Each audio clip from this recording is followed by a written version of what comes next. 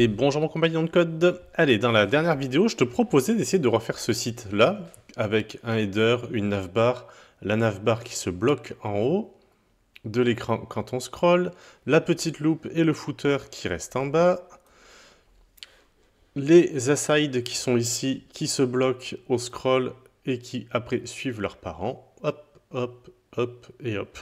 J'espère que tu as essayé de le refaire, ça serait quand même un super exercice. Et puis que tu aies réussi ou pas, que tu aies réussi à ta sauce, ou que tu as un peu galéré, et je te le souhaite, c'est comme ça qu'on progresse. Ou tout simplement que tu ne te sentes pas encore prêt et que tu as envie de voir ma solution, et ben voilà, on est parti, on va se faire ça ensemble. Je pars donc, hop là, je vais un peu zoomer parce que voilà, ce sera mieux. Je pars donc de mon index HTML et puis on est parti pour se refaire ce petit projet. Je lance mon doctype fr, mise en pratique de la propriété position. On va se faire notre fichier CSS tranquillement. Style, pas stick. On va l'appeler et le lier link CSS. Le but de cet exercice n'est en aucun cas de s'exciter, de s'énerver sur le visuel de ce site, c'est vraiment de jouer avec les notions de position, relative, absolute, les notions de position sticky, fixed. Voilà, c'était vraiment ça l'objectif. Hein. Donc si vous mettez du vert, du violet, si ça part un peu dans tous les sens, c'est pas grave. Le but c'est vraiment de s'exercer sur une notion précise. Faire du code propre, pas de suite. Faire du code qui fonctionne, là oui, on va essayer de voir ce qu'on peut faire ensemble. Allez, bon, j'arrête de parler. Et on est parti pour le header où dedans j'avais mis un H1, mon site.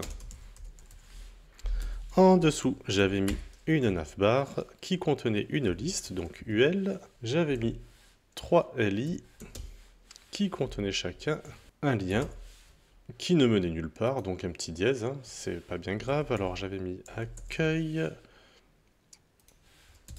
j'avais mis contact. Pour l'instant, on copie le HTML. Non, c'est des services. On copie l'HTML tout simplement que je vois à côté sur l'écran. Pas plus, pas moins. Et donc, toujours ici, un lien qui ne mène à rien. Contact. Après, qu'est-ce qu'on observe? On va voir le corps de notre site. Donc, dans une balise main, nous allons avoir une première section, puisqu'on voit qu'on est composé de plusieurs sections. Donc, une section. Dans notre section, nous allons avoir un aside. Aside, ça va être cette partie-là, à gauche. À l'intérieur, on va avoir un UL, je vais donner une classe list-aside. Nous allons avoir des LI qui contiennent le texte.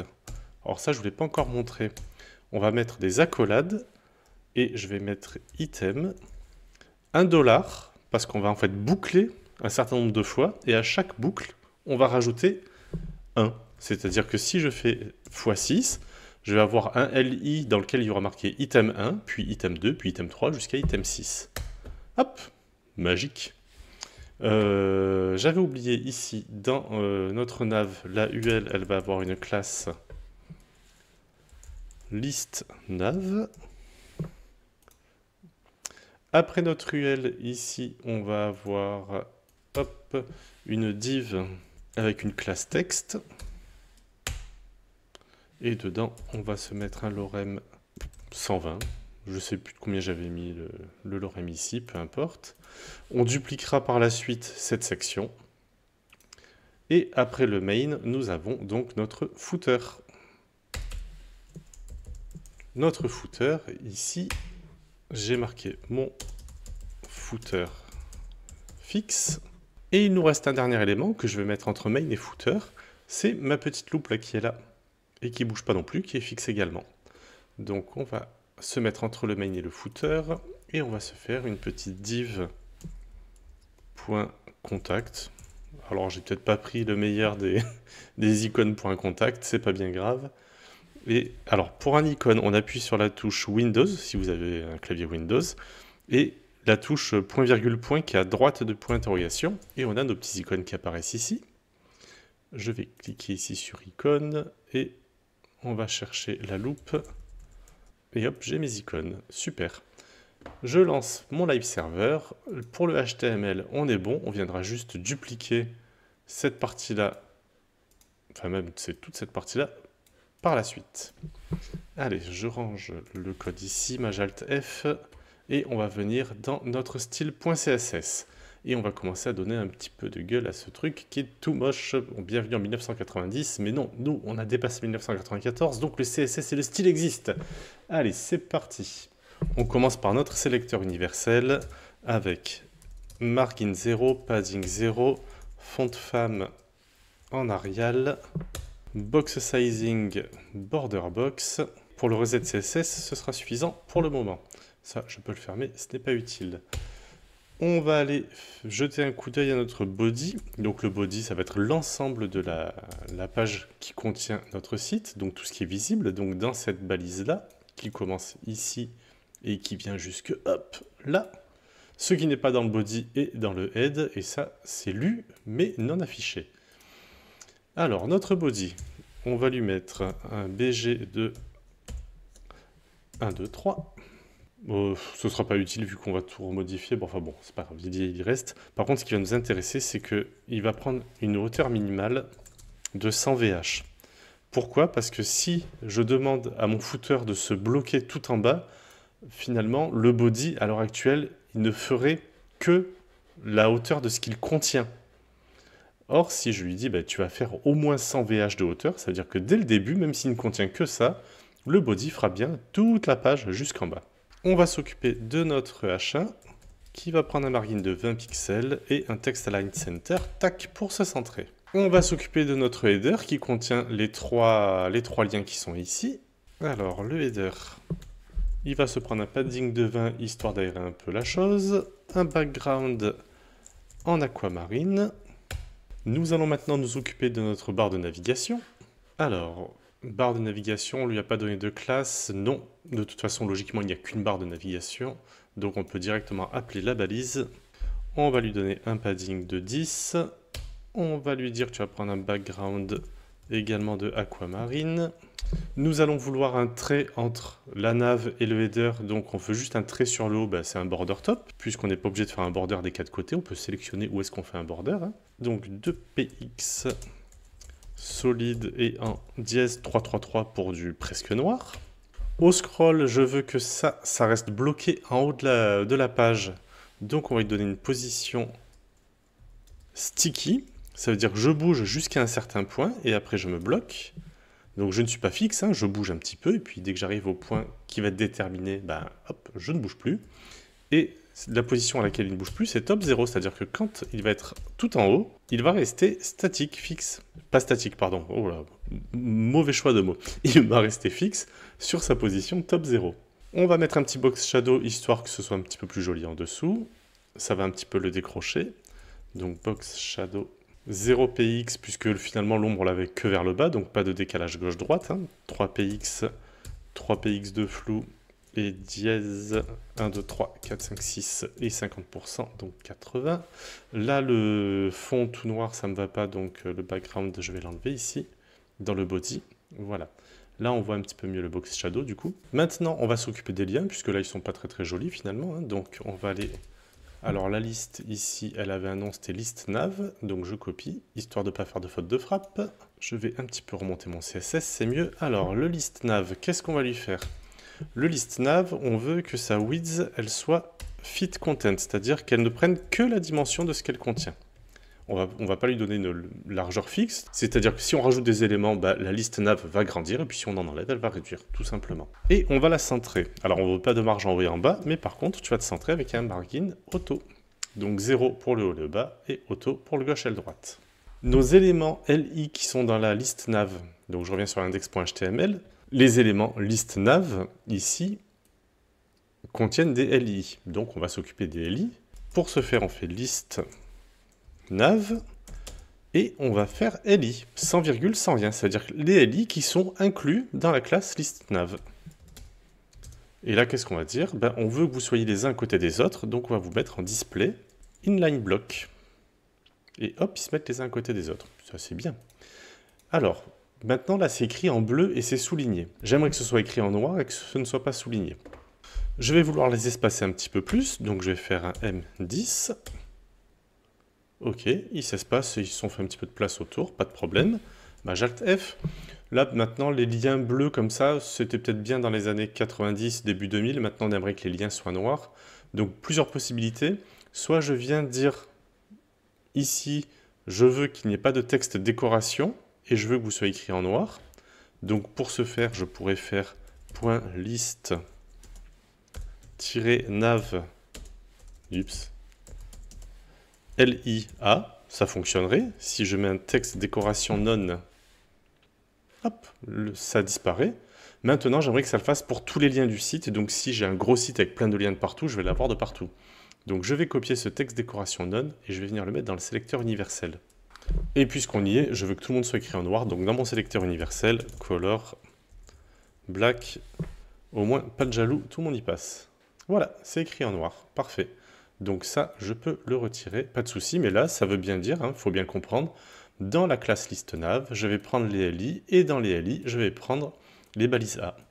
Ok, bah là, on commence à être pas mal, on a déjà le header et notre navbar, fantastique. Je vais maintenant m'occuper de ma section. Alors, section, j'ai pas donné de classe, donc on va récupérer la balise section. On va lui dire, tu prends une width de 100 VW, donc 100% de la largeur de l'écran. Ça, c'est juste pour être sûr. Tu vas prendre une min 8 de 600 pixels.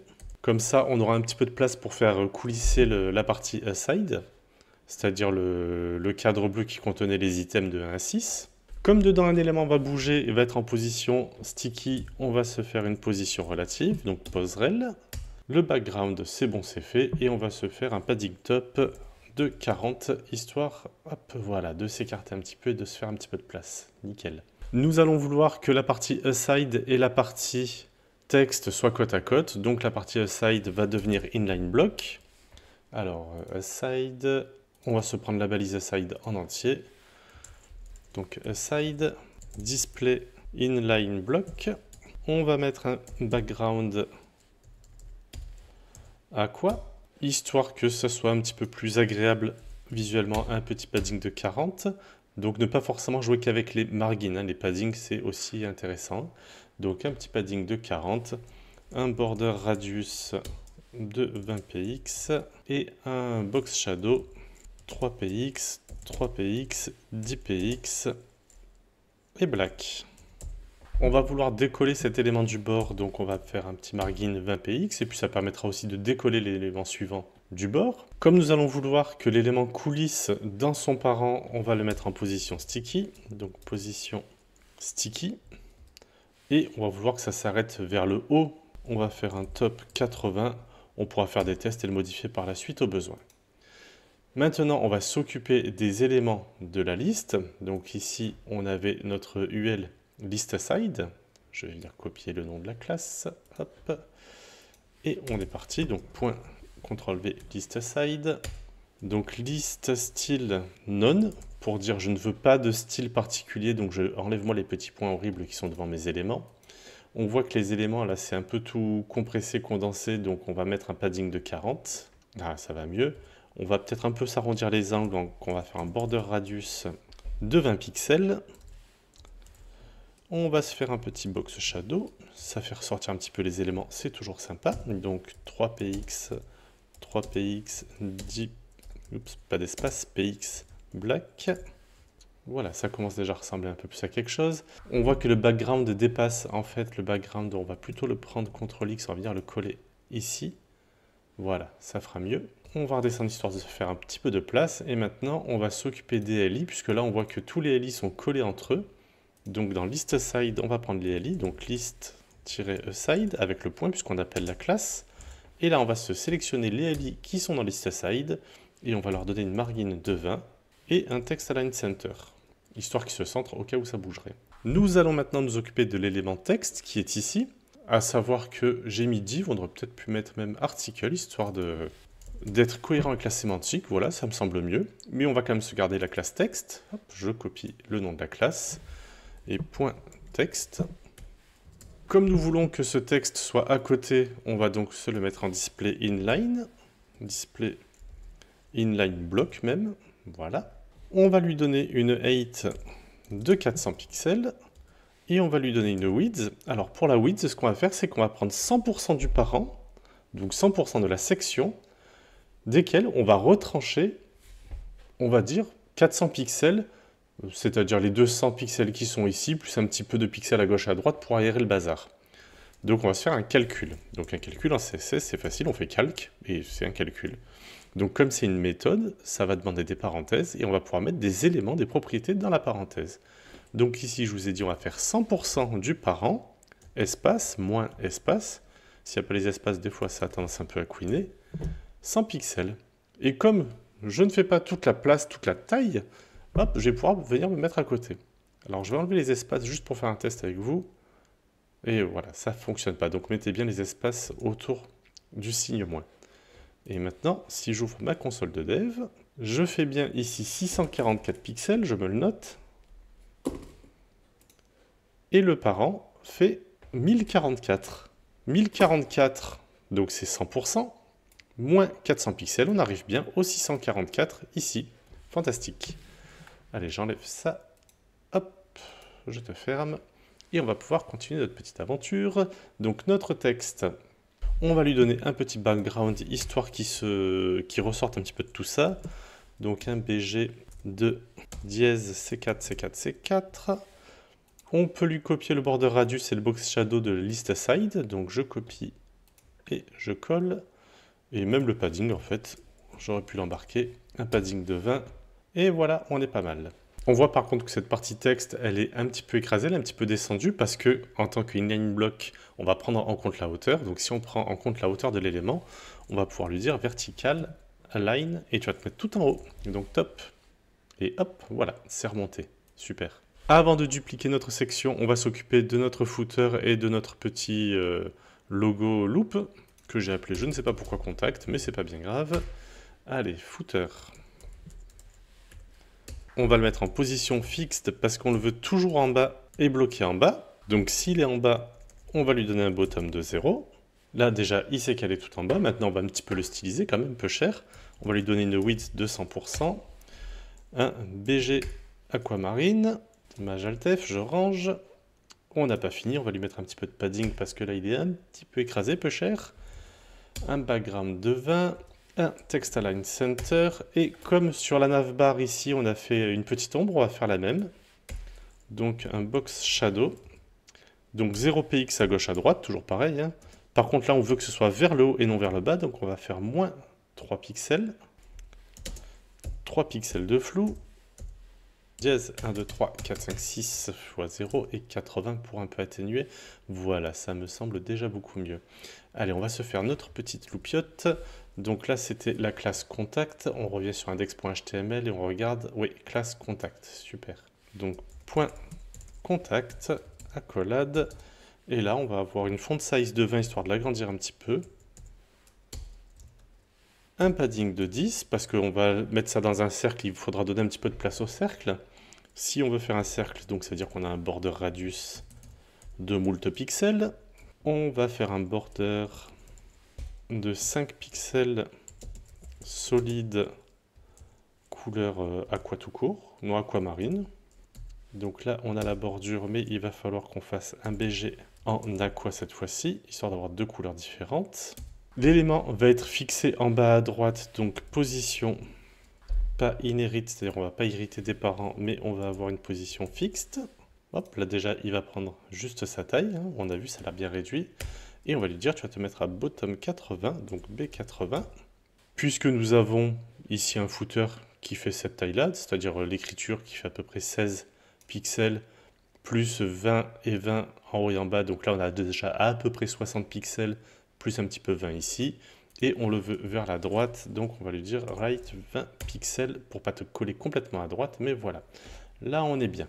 Donc ici on a notre footer fixe, ici on a notre petite loupiote qui est fixe, notre titre ici mon site on lui a rien dit, lui par contre au niveau de la navbar on a une position sticky qui devrait venir le coller sur le haut du site parce qu'on avait mis un où tu es rangé, un top 0 me semble-t-il. Ouais, voilà, ici la navbar top 0 et on va pouvoir se dupliquer notre section ici histoire d'avoir la possibilité de scroller parce que là le scroll est un petit peu limité. Histoire d'avoir un petit peu un trait entre les sections, on va faire un HR. Je vais hop, écraser la section ici. Alors le HR, Alt flèche du haut, je vais le rentrer dans le main, hein, ce sera mieux. Et je vais sélectionner le HR et la section. J'appuie sur Maj Alt, je reste appuyé, j'appuie 3-4 fois sur la flèche du bas. 1, 2, 3, 4, 5, allez. Et on est bien. Alors, qu'est-ce qui va se passer maintenant au scroll? Nous allons déjà regarder notre navbar, voir si elle se colle bien en haut. Yes, elle se colle bien en haut. On voit qu'on a un petit bug. On va gérer ça de suite. Et on continue de scroller. On voit que nous avons, oh super, les éléments aside qui coulissent, puis qui partent avec le parent. On se le refait doucement. Hop, hop, je scroll, je pars avec le parent, je scroll, je pars avec le parent. Génial. Par contre, effectivement, on a tout le monde qui passe par-dessus notre navbar. On veut que la navbar soit au-dessus. Il suffit tout simplement de lui donner un z-index. Donc z-index, et même en lui donnant juste 1, qui est supérieur à la valeur par défaut, c'est-à-dire 0, on devrait passer au-dessus. Hop, et les autres passent donc dessous. Nous avons bien le footer qui reste fixe, et notre petite loupiote de contact qui reste fixe. J'espère pour vous que tout a été clair. On a vu les positions fixes, on a vu les positions sticky, on a vu le z-index qui permet de faire passer un élément l'un sur l'autre. Si vous avez essayé de faire vous-même cet exercice, j'espère que ça s'est bien passé. Si vous avez eu des problèmes, j'espère que vous avez pu avoir des réponses ou au moins une manière de faire pour arriver à ce résultat. Comme je vous l'ai dit dans la vidéo précédente, faites attention, les positions, vous voyez, sticky, fixed, ça peut être utile, mais les positions absolute, je ne sais même pas si je l'ai utilisé. CTRL F, absolute, non, j'ai même pas utilisé de position absolute ici, parce que c'est un truc dont je me méfie comme de la peste. Voilà, donc pour donner des effets de style, les positions fixed et sticky, c'est fantastique. Maintenant, pour organiser nos blocs, pour organiser nos divs, nos sections, nos mains, nos navs, tout ce que vous voulez, on va pas trop utiliser les positions, on va plus utiliser des systèmes de rangement. Alors, vous allez avoir les displays grid, qui fonctionnent relativement bien, que je n'utilise pas trop, donc c'est pas quelque chose que je vais développer ici, à moins qu'on me le demande, mais par contre, j'utilise énormément le display flex, et ça sera l'objet de la prochaine vidéo. Donc je vous dis à très bientôt pour qu'on aille se plonger dans les méandres du display flex. À bientôt, compagnons de code!